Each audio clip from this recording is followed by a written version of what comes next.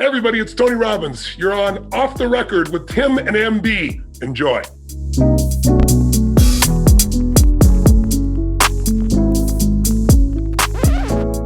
What's going on, everybody? This is Tim. And I'm MB. And welcome to Off the Record, a show where we have conversations with some of the world's most influential people in hopes to bring you plenty of game and more insight. Yes, sir. And today is a very special day for Off the Record. We are extremely blessed to have this person touch this show. This man has counseled world leaders, gave guidance to some of the most influential people on earth. He's helped transform millions of lives. He is a prolific author, philanthropist, businessman, and a guiding light who is doing his part to truly help make the world a better place. It is our honor to welcome none other than the great Tony Robbins. How you doing today, sir? I'm doing great, MB. Good to see you. Good to see you, Tim. Thank you, Tony. Appreciate you coming on. We know you're a very, very busy man, especially with the schedule coming up. January 21st, we have the New World, New You 5-day challenge. Yep. Obviously, with how 2020 went, this is something that's extremely needed at this time. And just kind of obviously coming from you, we wanted to get a little bit more info on it. We see it everywhere. We wanted to get just a description from you and just kind of a little bit more of a detailed input on it. Well, it's really simple. Last summer, everybody was shut down like they are again, unfortunately, in most parts of the country again. And I just felt like we need to help people where they live, where they are. So I decided to come up with a challenge and no charge for it at all. I decided let's do 5 days in a row. Let's do an hour a day. Of course, I ended up doing 2 hours because that would add more value. Yeah. But let's take every part of your life right now, because right now people feel out of control, right? We're locked in our homes. If we go to a restaurant, we got to give them our name. We got to be sitting 6 feet apart. And, people start to get conditioned to forget that you're not just, the manager of your circumstances. You're still the creator of your life. Exactly. And you can talk that way verbally, but when you give people skills to start saying, yeah, I can't control the outside world, I can influence it. Yes. But I can control the inside world 100%. Yes. And it's time to take back control of that, because otherwise you get conditioned to just accept things the way they are. So I thought, let's just do this for free for everybody. Let's give them 5 days of training, 2 hours a day, hour and a half a day. And we call it New Year, New You, or New World, New You, because the world's changed, and we all know it's changed. It's not going to go back in short order. This isn't forever. Yeah. I always tell people, like winter, winter's not forever. When things are going good, people think it's going to go good forever, and they're wrong. And when things are going bad, they think it's going to be bad forever. Winter's followed by spring. There'll be new opportunity. This winter's probably going to last longer than any of us want. Yeah. There's still going to be a lot of fear in people, even when it's over, because of conditioning. But I want to do my part to help people make that shift. So we're going to have, last year, I did this in July, and people wanted me to do it again. I said, I'll do one in 2021. And they said, please do it at the beginning of the year. Yeah, right. That's why we're doing it.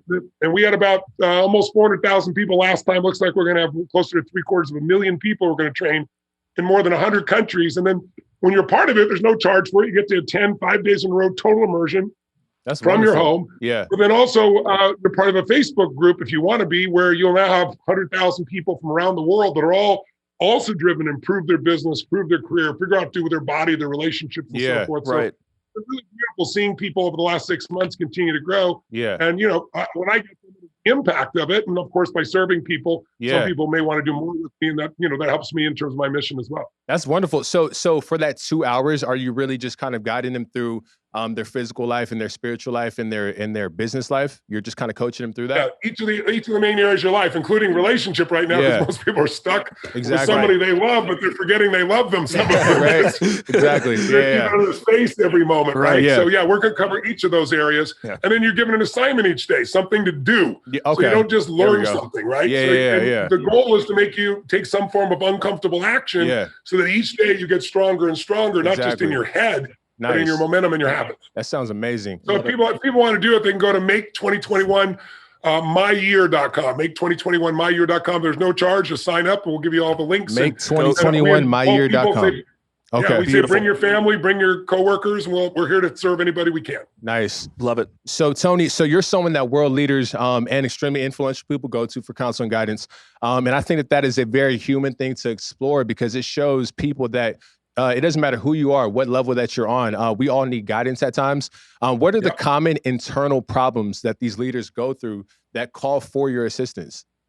Well, it's interesting. People call me at two extremes. Yeah. They call me when they're the best in the world at what they do. Like Golden State Warriors brought me in. They weren't even having a problem at the time. Oh, wow. Wow. Yeah. Wow.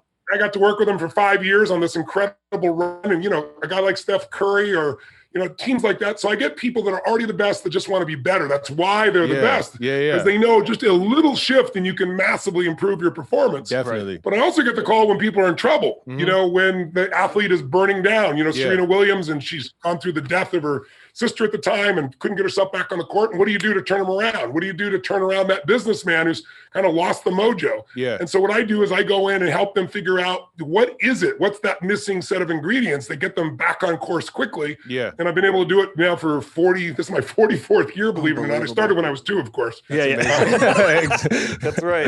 Right. Yeah. I'm doing it for 44 years. Yeah. I've had the privilege of working with some of the smartest, most intelligent people in the world. And I'm not dumb enough to think I only have the answers for them. I learn from them as well. Then I have more to teach others, Does it still humble you even when you get those calls from certain people? Does it humble you like, wow, they're coming to me, they want my guidance? There's no question. It's an unbelievable privilege, but I also feel more than that, even a sense of responsibility. I got to deliver for these people because they're in a tough situation. And if you can help them, they influence so many other people. But it's fun because, one day I'm dealing with somebody that's, a Vietnam vet that's suicidal, and the next day, I'm working with Conor McGregor to get him ready for his next fight.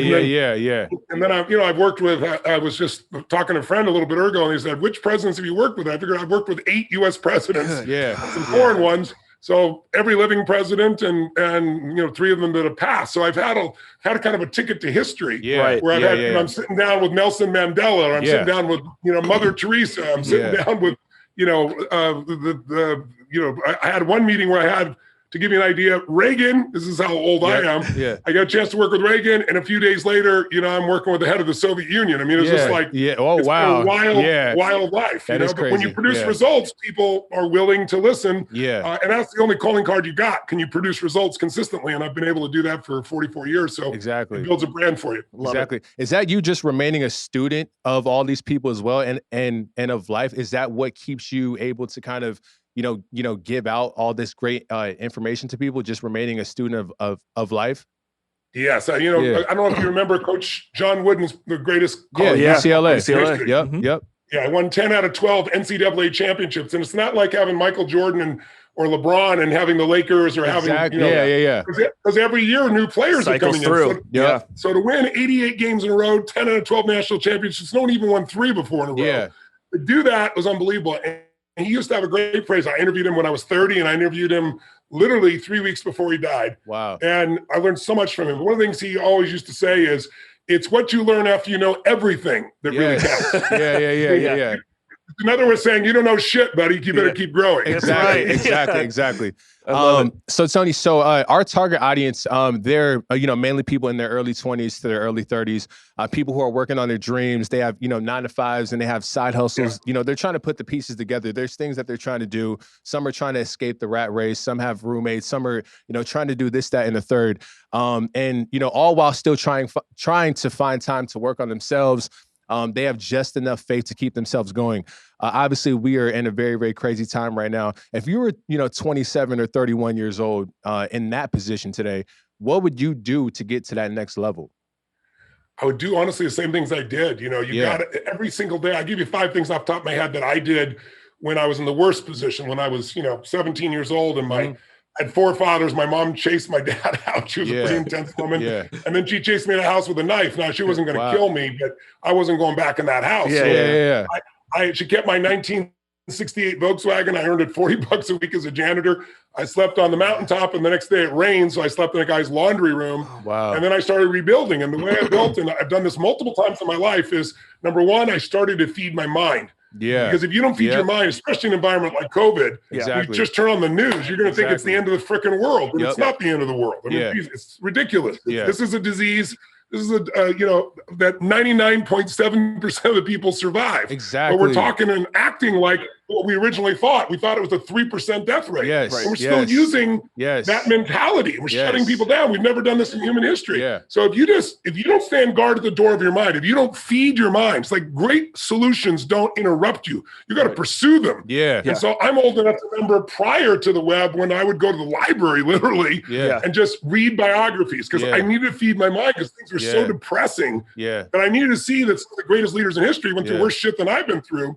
and it gave me perspective. Yeah. And so I believe, my original teacher was this guy, Jim Rohn, and he used to say, Tony, if you want one habit, read 30 minutes a day. Miss a meal, don't miss reading. And he didn't mean read the shit that comes in your pocket. Exactly. Yeah. He said, pick up a book with a strategy or tools or philosophy. Yeah. And then I started listening to audios because I was so busy, and I started feeding my mind. So every day you got to feed your mind, but also every day you got to feed and strengthen your body because they work together. Yes. It's like, what do we need right now? We need courage. Courage. Like, people are so afraid of risk today. This 4-letter word, risk. Yeah. We wouldn't be a country if we functioned the way we do today. Afraid to breathe near somebody. Wear a mask that screens out 4 microns and the virus is 1 micron. It's nothing but an open screen door. So why are we walking around living in fear? Because we're letting people condition us rather than saying, what am I going to do to strengthen my own immunity, or what am I going to do to educate myself? So you got to feed your mind, but you got to feed your body. You got to make demands on your body. So, like, I have a simple habit. I work out like a banshee, but I also start every single day in the same way. If I'm in any of my homes, I'm fortunate to have multiple homes because I travel and so forth, at least I used to. And I start my day by jumping in 56-degree water. I have these cold plunges. And I don't do it because I like it. There's never a day I thought to myself, I can't wait to jump in the water. I do it because 2 things. One, it physically, radically changes your state because the blood goes to every inch of your body. It explodes. It does not feel good. It feels good when you get out. But the other is, it's a mental discipline to both train my body and my mind. So it's like, I never negotiate with myself. I don't go up and go, okay, in a minute, or let me wait till I'm warm. I go, when I say go, we go. So there's most people negotiate in their head. So I've trained my mind and my body, do what the F I say now, whether I feel like it or not. I hear so many people say, well, I just don't feel ready. Screw you. You're never going to be ready. Here's how you're ready. You do it, and you do it, and you do it, and then all of a sudden you'll feel ready. Right? So most people are waiting for that. So you got to train your body every day. You got to train your mind. You got to feed it. And the third thing you got to do is you got to find yourself some role models. And don't look for somebody perfect, because there is no perfect. Plus, it'll be your attitude, your mindset that'll pick people apart. Just find somebody that is doing what you want to do successfully for a decade or two. Not somebody who got lucky for 6 months or a year. Somebody's lost 50 pounds and kept it off for a decade. They're doing something different than you. Right? If somebody's got a great relationship with someone and they're in love with them and they're passionate and they're sensual 20 years later, they aren't lucky. They're doing something different than you are. So my teacher, Jim Rohn, used to say, success leaves clues. If someone is really successful over and over again, they're not lucky. They're doing something. So you got to figure out who's a great role model. And then the fourth thing you got to do is you got to stop waiting for perfection or until you have a perfect plan. You got to take action and you got to iterate. You got to pivot. You got to keep, it's not working. Let me try something else. If on top of all that, you can put a little bit of focus in helping somebody better off than you are, it'll balance your brain. Like I feed 100 million people every year in the United States through my partnership in Feeding America. I put up 50 million meals. I get them to match. I've now got 700 million meals. Doing that puts you in a completely different state than just focusing on yourself. And it inspires you. It inspires you more than anything's going to do for yourself. I always tell people do more for people they love or people they care for than they will for themselves. That's the part of the beauty of being human. Like most people do more for their kid than they'll do for themselves. But you got to get out of your head. You got to get out of the me stuff that unfortunately social media, without meaning to, conditions you to be all about you. You know, you're projecting yourself in some way. You're making yourself look better than you do. You're putting filters on. You're saying things that aren't true, right? That's what it does. It makes people forget what reality is. And it makes people really unhappy. So you got to serve something more than yourself. Wonderful. I agree with that. You're conditioned these days to go look for the drama, the negative, because it's at your fingertips, Tony. It's right there everywhere you look. It's on the radio. It's on your phone. It's everywhere. It's because the news people are good people. Don't get me wrong. But their job is to get ratings, and they know it's no longer an information society. That died a long time ago. There's too much information. We're drowning in information. We're starving for some wisdom.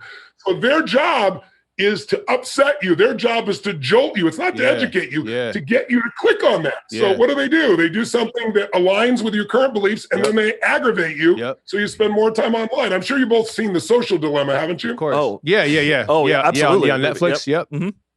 Yeah. We've been watching That's where we are today. Yeah. It's incredible to see where we're at. And I wanted to talk just a little bit on that point of the people our age, the 20s and 30s, this kind of demo that's really hitting right now. And for that, they're trying to get information. They're going to books. They're going to Tony Robbins interviews on YouTube and podcast stuff like that. You just touched on it right now, those 5 things. But what are some small habits, like you said, the wake up and just from the moment you wake up to train yourself to make these small habits throughout the day to better your life?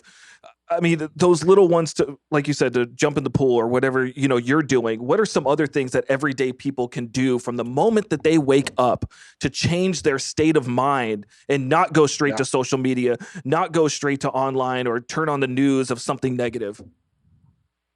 Well, I think I want to answer that question, but I think there's something that needs to be answered first, if I may. Yes. I'll give you several things you can do. I'll give you 1 or 2 you can do right away, and I'll even give you a link to a video for free that'll show you how to do it. Because there's something I do every morning to start my day besides jump in the water. I'll share that with you. But I think you all first have to understand what you can control. The most important thing you can control is your decisions. It's like everybody's got shitty conditions. We've all been taken to our knees, by COVID to some extent, right? Or by political division or by racial issues. I mean, we've all gone through this and we're continuing to go through it. But so you tend to forget you're in control. You're in control of your decisions. And there's 3 decisions everybody's making. And I just want to submit these to you and to your audience to consider. The most important decisions, most of us don't make consciously. That's why we keep making the same mistakes and producing the same emotions. If you wake up and make these 3 decisions consciously, you can literally change your life with no hyperbole, no bullshit, no positive thinking, just the truth. So the first one that you've got to make consciously that most people don't is what are you going to focus on? There are millions of things you can focus on. You can focus on what they're showing you on the news. If you focus on enough, you want to cut your own throat, right? You got drug abuse is going crazy. Suicide's gone through the roof. San Francisco, just in San Francisco, 3 times more people have died of drug overdoses in the last 9 months of COVID than have died of COVID, but no one's talking about it, right? Crazy. So it's like you have to take control of your focus. And whatever you focus on, you feel, even if it's not true. So for example, if you're supposed to meet your husband, your wife, boyfriend, or girlfriend for dinner at 7, you show up at 7, they're not there. What do you feel? Some people go, I'm pissed. It's only 7. But what if it's 7:30? You've been waiting there 30 minutes. They've not called. They've not shown up. Then I say, what are you experiencing? Some people go, I'm pissed off. Some people say they're worried. Same event. One's pissed off, one's worried. Why? Because they're focusing differently and they're making the second decision, what it means differently. So if you're worried, if you're pissed, you think, oh, they don't give a damn. They're screwing around with somebody else. And if you imagine that, you're going to be pissed or hurt. But if you're worried, you think, oh, they're in a car accident. What if they show up an hour later and neither of those things happen? Well, if you're pissed, you're going to treat them in a way that makes them not want to come back. If you're worried, you're going to treat them good. So controlling your focus is critical. So let me give you 3 quickies. For your audience to test, and both of you too. We all have habits of focus. So you're talking about habits that shape us. The first habit that shapes you is what you focus on. Do you tend to focus on what you have or what's missing? What would you guys think? What's missing for sure, to be honest with you. Definitely what's missing for sure. And of course you would, because you guys are achievers, right? I mean, it's obvious. You wouldn't have your own show. You wouldn't be going like this. You wouldn't have reached out to me. So most of the people that come to my conferences, we got 10, 15, 20,000 people, I ask the same question. 90% of them say they focus on what's missing. Now, think about that for a second. If you're always focused on what's missing, how can you ever sustain happiness? You can get happy, but how are you going to sustain it? You can't. So most achievers have a lot of success, but they're unhappy, and it's never enough. So there's nothing wrong with seeing what's missing and then doing something, but it becomes a habit. And it becomes your habit. You can't build on failure, and it drops your energy. When your energy drops, everything's a bitch. Everything's hard. Everything's off. Here's another one. Which do you tend to focus on? What you can control or what you can't control? What you can't control. Absolutely. What you in the middle of COVID, most people say what I can't control. Now, in my seminars, most people would say what I can control. That's why they went there. They want to get tools to control their business, or their finance, or their body, or their relationship, or their money. But what I want you to get is, in the middle of COVID, most people are focusing on what they can't control. And there's plenty we can't control. So what are you going to feel? Just think of it this way. Just think of it like software, guys. It's not you. If your software is always looking for what's missing, what's wrong, and it's always looking for what you can't control, how are you going to feel? Not so good. Pissed, frustrated, sad, depressed. Now, by the way, I'll give you a third one. Do you focus more on the past, the present, or the future? We all do all three, but where do you spend more time mentally? The past, I would say the future. present, or the future? I would say the future. Which one? I would say the future for me personally. Right now, present after the birth of my daughter. There we go. So here's what's cool. If you focus on the past, you can't control it. Yeah. So imagine you're constantly focused on what's missing. You're constantly focused on what you can't control, and the past you can't change. Well, that person is going to be angry, sad, or depressed. In fact, I ask people all the time, I'll ask a big room, 10,000 people, how many people know somebody who's takes antidepressants and they're still depressed? And 90% of them raise their hand. Yeah. Right? Why? Because all drugs do is numb you. Yes. But if you still keep focusing on what's missing and what you can't control, you're going to be crazy. You're going to be sad. You're going to be depressed. Yeah. So you guys tend to focus more on now, which will make you feel more connected, or the future, which helps you to anticipate. Right. Learning to do both now and the future was what makes somebody successful if you focus on what they have, so they build on that, and if they focus on what they can't control. So those three decisions of focus alone, we change that habit, it'll change your entire life. Second decision you make, what does this mean? Is this the end or the beginning? Is COVID destroying us, or is it causing us to reorganize and find a better way to be? Is God punishing you, or is this a gift from God, this problem? Right. Or is it not God at all? You're just a lazy bastard, so you think God's making you a problem, right? There's an excuse there. Yeah. So the meaning you give something creates your emotion. If you think someone is dissing you versus challenging you versus coaching you versus they're loving on you, you're going to have a completely different emotional reaction, which controls the third decision. What am I going to do? If you're pissed, you're going to do something very different than if you're depressed, than if you're feeling overwhelmed, than if you're feeling empowered, right? So these three decisions shape us. So what shapes your decisions, though, now is what I want to mention to you. It's your state, your mental, emotional state. So when your energy is low, your mind thinks of all the problems. Everything's impossible when you're exhausted and you're tired emotionally and physically. But when your energy is high, it's like, move the hell out of the way. I'm rocking this thing. I'm ripping this open. And so what your number one goal each day is got to build your physical and your mental energy. So what I do, first, I jump in the water because that changes everything. Immediately. Second, I do 10 minutes of what I call priming. This is the primary habit I teach people. And I make it only 10 minutes. It's not meditation, because do your best to sit for 10 or 20 minutes and not have a thought. Good luck.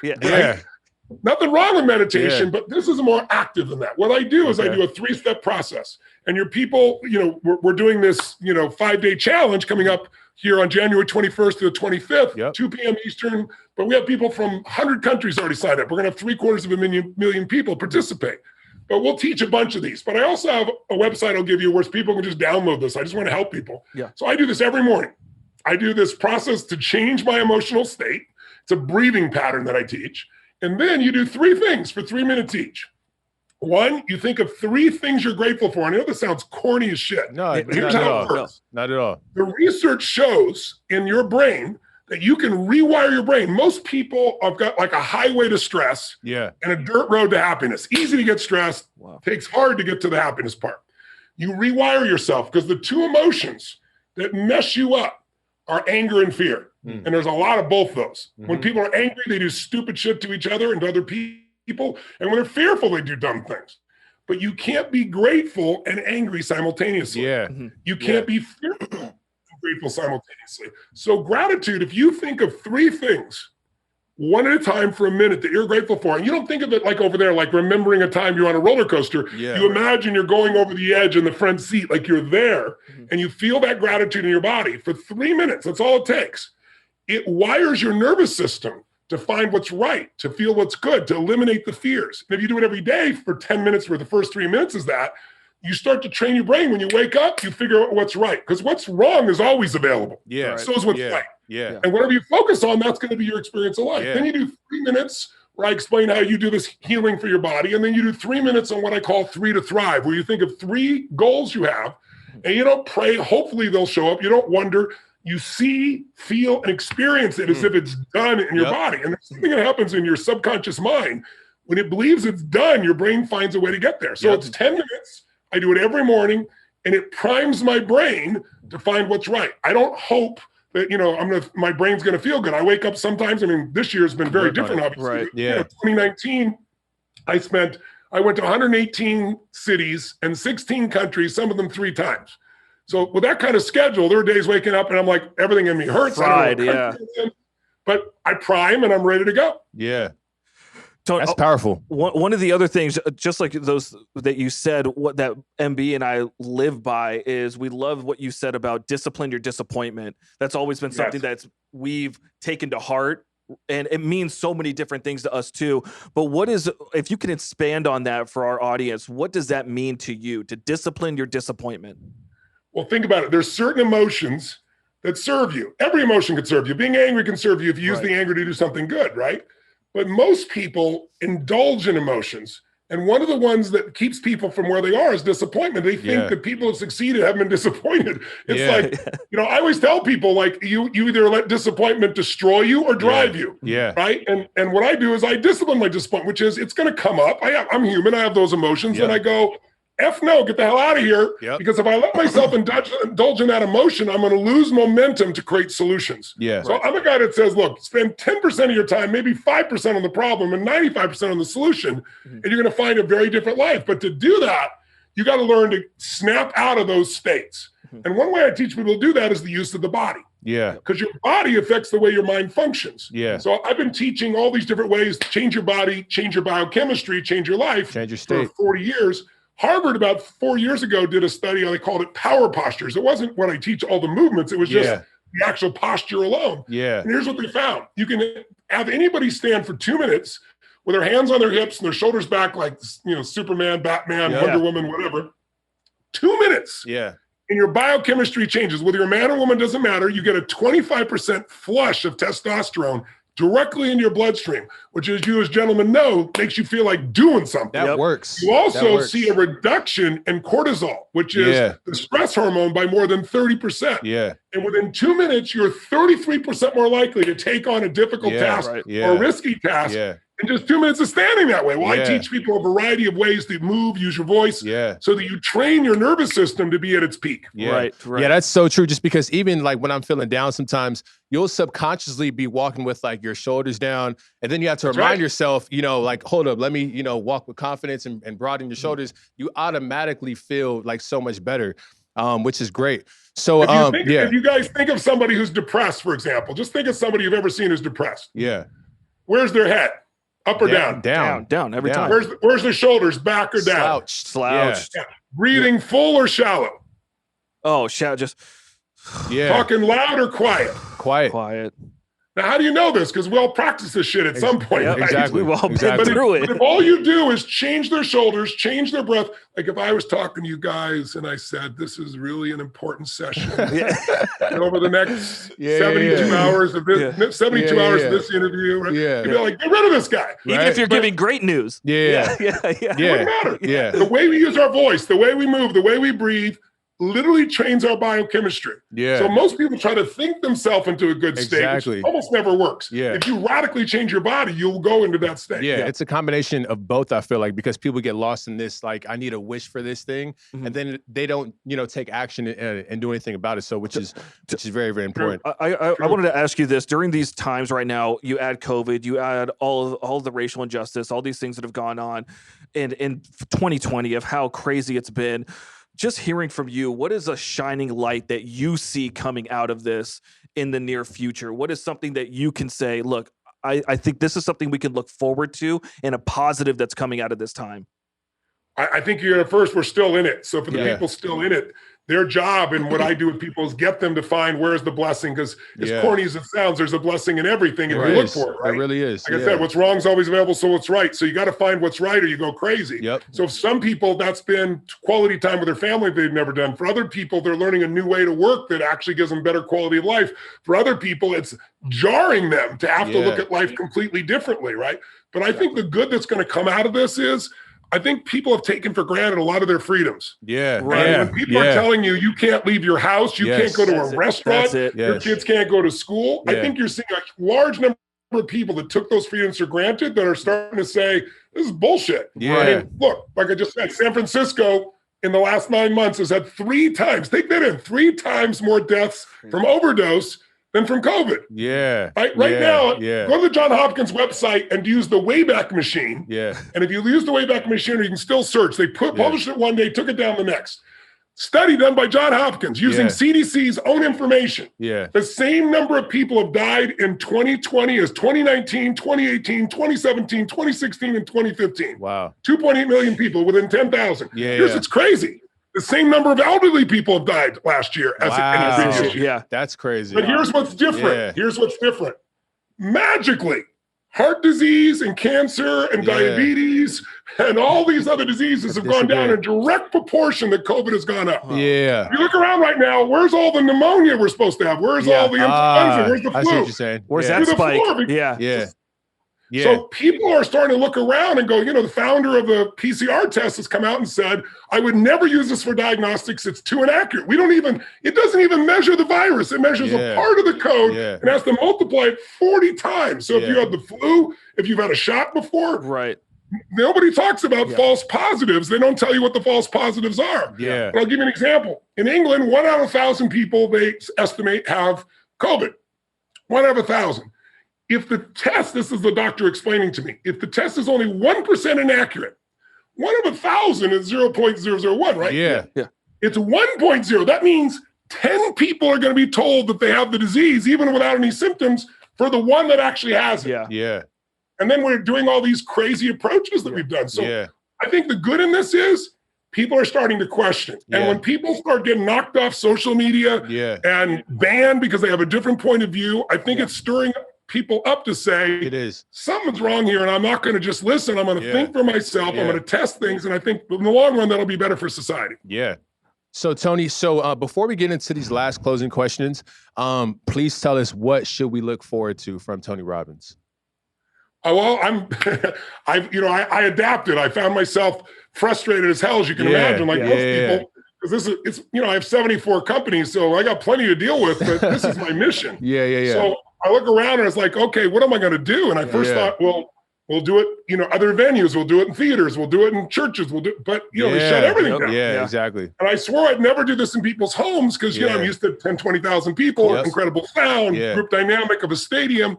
But I figured I built a Zoom stadium, literally 50-foot high walls, 50 feet wide, 180 degrees. I can see 3,000 people at a time. I brought all this technology and bring somebody up, interact with them.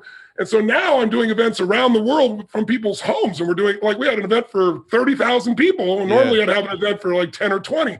So I'm doing that. I'm also doing a new book. Ironically, before COVID started, I wrote these books on finance. Money Master the Game is the most successful financial book of this century. It's only 20 years, but this century. And so, but I did it by interviewing the best on earth and figuring out what they do. I saw you had done Unshakable, same thing. It was a shorter version. Well, now I'm doing this book on Life Force, which is the best in regenerative medicine. There are things happening right now in medicine, ironically, that you would think would happen 30 years in the future, like magic. For example, there's a company that has figured out how to stimulate your own stem cells.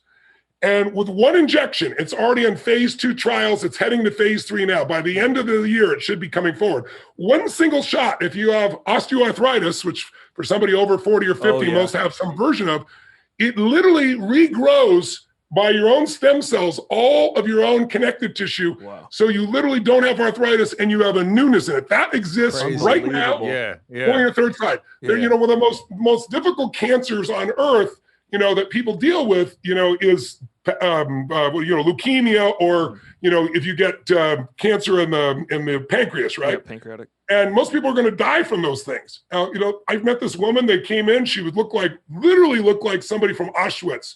And 3 months later, after this treatment that's non-toxic, it's just a pill each day, the woman gained all her weight back. She's out dating, looking completely different. Doctors couldn't believe it. So there are things coming right now that have never happened in human history that are only occurring now because of some of these cell therapies. So I wrote an entire book with 2 docs, and I'm finishing it this month, and it'll come out in the fall. That'll be another thing that will be coming out that I think it'll not just increase your energy or your life, but it can save your life or save the life of somebody you care about by seeing that there's some non-toxic treatments that have produced extraordinary results. Wonderful.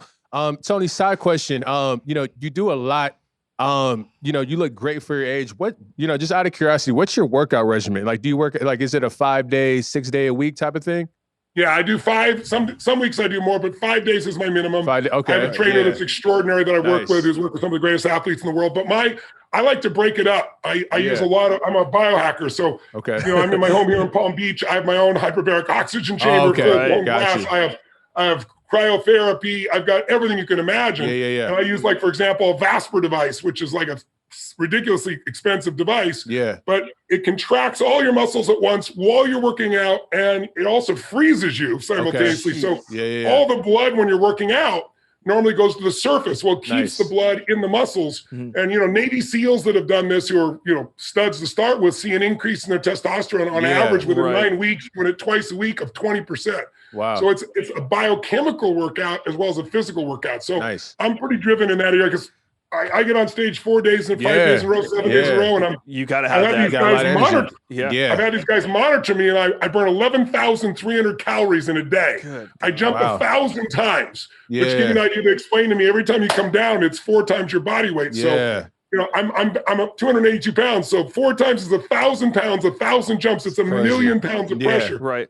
So I have to do a ton of things to be able to do what I do, but it's made me stronger. Since investing in your body, have you just noticed such a personal difference too? I mean, that investment into your body. I lift more than I did at 25. I can run faster than I was doing at 30. And I'm 60. Awesome. That's incredible. Unbelievable. So Tony, so for these last 5 questions, you can just give like very short answers if you feel they're very, introspective questions. So Tony, so when was the last time that you pushed yourself outside of your comfort zone? Pretty much daily. Last weekend I just did a seminar that I've always done in person with entrepreneurs from 100 countries. And I did the whole thing on, video on Zoom, back and forth with interaction, and keeping the energy 12, 14 hours a day to people in 110 different countries. On Zoom. Like, the people in Australia, we were starting at 10 in the morning. That was, I think, midnight for them. And we went 14 hours each day. So they went from 12 to 4 p.m. the same day in their house, not leaving, out of their mind with energy. So the amount of effort it takes, I'd much rather do a live in-person event, quite frankly. But it's way outside my comfort zone, but it's also so rewarding because you see the impact on people. Absolutely. Well, just a quick side question. So do you believe in getting like a decent, amount of sleep? Because, your schedule is crazy. So I'm just curious, like, how do you sleep patterns? Yeah, like how much sleep do you get? That's a good question. Most of my life, it's been 4 to 5 hours. If I get sick, that's, after so many, you got to have 6 hours eventually. 4 or 5 hours. And my whole thing is I'll sleep when I die. But I have this little Whoop strap now. And what I've learned is, what's great about the Whoop strap is, there's a million devices tell your heart rate variability and all that stuff. But this one measures your strain daily compared to your recovery. And I found it to be an invaluable tool, and it's made me get a little more. So I try to average 5 hours and 15 minutes is pretty much what I do, like clockwork. And once in a while I'll get 6, and a lot of times I'll get 4. But everybody has to know their own body. I think sleep's important. I've made it more important because I see the difference in my recovery. But at the same time, my brain is on fire. So I have a weird time zone. I get going around 2 in the morning, and I'll fall asleep at 5 or 6. And the unfortunate part is a lot of times I got to be up at 8:30 or 9. But I recommend sleep. I'm doing more of it, but I'm not a great practitioner of it, to be honest. I hear you. So Tony, what was the last small act of kindness that you did for someone? Well, we know you do a lot. We know that you feed a lot of families across the world. Tons of lives every day. So that goes without saying. Well, every day, my primary question in life is how can I help? I mean, that's what makes me feel alive. So, a man came to me yesterday who's a friend of mine, left me a message, and he's probably 48 years old, and he got a divorce, and he's got a 16-and-a-half-year-old daughter, and she's hating him right now. And, I can't just leave him a one-liner. So, I spent 45 minutes coaching him. That is nice. Today I got 5 emails from I work with a lot of vets. And in our country, you probably know about 12 vets kill themselves every day, commit suicide. It's crazy. And it takes, hours to do it. So I kept saying there's got to be a leveraged way to help more of these guys. And I found this doctor who has this injection he does that puts you in parasympathetic. When you're in hypervigilance, your adrenals are going, everything's going like crazy. These guys go into war and they're like this all the time. And now loud sound happens and and they can't handle it. And they can't be around their children. They can't be around their wives. They want to kill themselves. Many have attempted it. So I had 5 this morning that I paid for this shot for 100 vets. And, we had about 20 do it. But the most amazing stories I was reading this morning, and one guy saying, listen, he's like, I tried to kill myself twice. I'm so grateful I was unsuccessful. Yeah. He said, because I got divorced, I haven't seen my kids. He said the whole world was like either rage for me or numb. Yeah. He said it was like everything in the world was great. And he goes, I got this shot, and it takes 20 minutes, and it like restarts your nervous system. Yeah. And he said, Tony, I can't believe it. I see colors. He said, I'm going to see my children for the first time. He goes, I feel like life has changed. So it's kind of a cool thing that, I know how to do this stuff, but I'm finding tools where people can really be healed. And I'm trying to lobby the government to do more studies on this because it's pretty extraordinary. I've been doing it for about 10 years, and it works 92% of the time to take somebody out of suicidal thoughts to a place where their nervous system's in calm. So I'm always looking for anything that can help. Yeah, that's amazing. Great. So Tony, what is one area of your life, whether that be your family life, your work life, social life, health life, spiritual life, love life, whatever, that you feel that you need to give some more attention to? Probably just time, because the biggest thing that I promised my wife this year, and I'm practicing it, but not perfectly, saying no. Okay. Right? Yeah. Because people, everybody wants something, and I want to help. It's my nature to want to help. But there's only so many hours in a day, and so sometimes that gets imbalanced. So my focus, it's a little easier this year in some ways, in that I'm not going many places. I'm doing it all. I built this incredible studio, so I'm doing it all from there. But I think time is the biggest thing, and putting that balance in time and saying no more often. And I'm in the midst of doing it. Am I doing it perfectly? No. Right. So what is one good habit that you want to gain and one bad habit that you would like to drop? Interesting. Well, I know the good habit. I don't have a bad habit off the top of my head. I'm sure I have one I'm probably deluded about, not noticing right now. But the new habit is I have a unique voice, and it's not because I developed it. It's because I, speak 10, 12, 14 hours a day. And what happened is I got to the point where I couldn't speak, and I went to this top guy at Harvard, and he was saying to me, he's like, he had that thing down my throat, and he goes, no. And I'm like, and so while I'm there, he brings 3 other doctors in, and they go, it's impossible. And afterwards they explained to me that your vocal cords are supposed to be the thickness of your lips. Because of demand and use, mine are the thickness of a piece of paper. The doctor said, there's no way on earth you should be able to speak. He said, but I found something I've never seen in 38 years as a doctor. He said, somehow, he goes, the only way I can explain it is that you couldn't speak, and you willed the connection between your false voice box and your real voice box. He said, I've never seen this.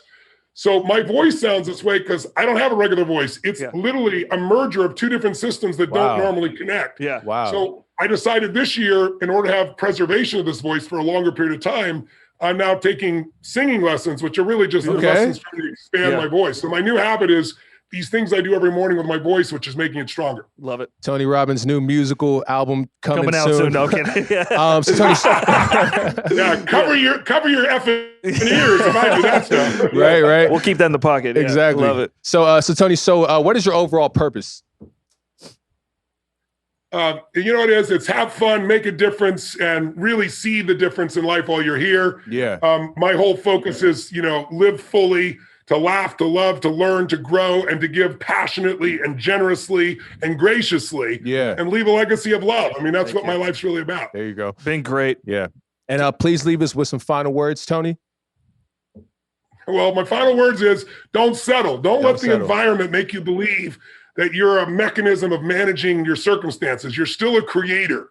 You can create life on your terms. And that's easy to say. I'm not saying it's easy to do, but it's easy to do when you get momentum.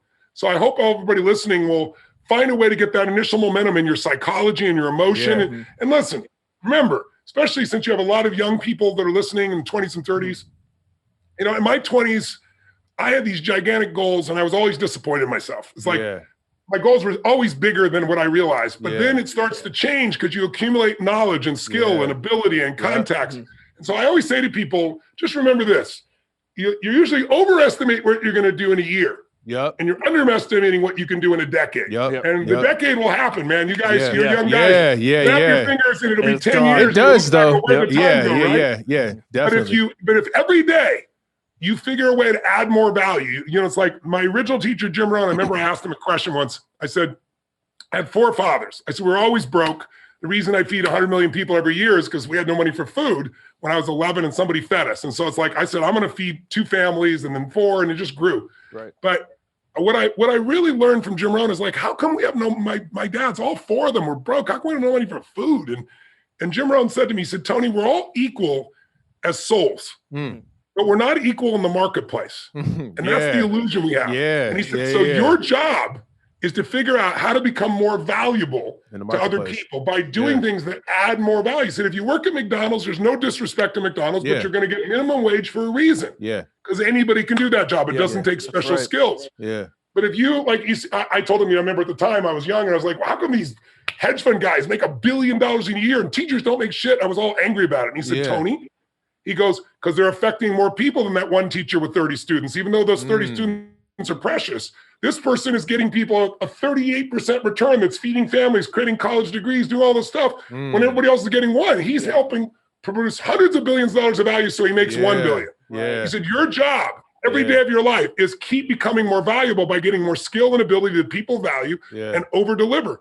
I invite people to over deliver. And then I just invite them all. If you want, join me 7 days from now. Starts on Thursday, January the 21st through the 25th, 2 p.m. Eastern, 11 Pacific. But we have people from 100 countries, no charge. Just go to make2021myyear.com. Make2021myyear.com. Make2021myyear.com. Tony Robbins, it's been a pleasure. We can't thank you enough for coming on. We know how valuable your time is and everything like that. We appreciate you on a human level, a professional level, business level. And like I said, we can't thank you enough for coming. Well, thanks for reaching out, guys. No problem. Thank you so much. Thank you. Thank you, sir. Tony, thank you so much. Thank you so much. We'll be in touch. Thank you for everything. And thanks, guys. Take care of yourselves. Very excited. Thank you, sir. Thank you, sir. Appreciate it. Thank you. Bye-bye.